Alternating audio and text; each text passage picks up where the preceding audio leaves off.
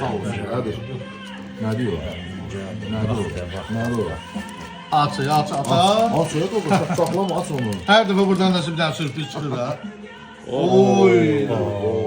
Soğan dolması. Hardadır? Druzbada.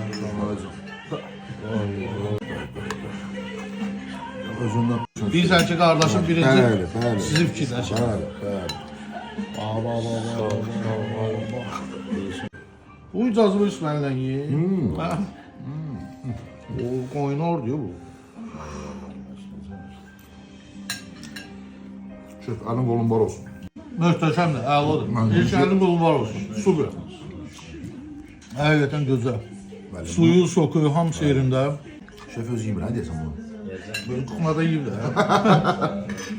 Druzbaya gelip mütləq bunun dadına bakın. Soğan dolması. Qaynardır, qaynar. Əlin qolun var olsun, olur. Musiqidə ki, bizim xatirələrimiz də göstər. Allah rəhmət etsin. Gözəl oxumuşdum mahnını. Dillər əzbəridir. Köhnə mahnılar həqiqətən dillər əzbəridir. Bax, mahnı gör neçənci ilin mahnısıdır. Hələ bu yaxın keçmişdir ya.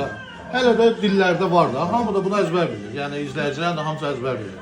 Sağlam indi mahnı var. Məsələn 1 il, 2 il bundan qabaq yazılıb, oxunulub, ifa olunub. Sadəcə görürsən ki, 1 ildən 2 ildən sonra mahnı unudulub gedir. Amma sənətkar başqa şeydir. Böyle akşamımız xeyir olsun. Əla, super, əlin qolun var olsun. Dəyişək.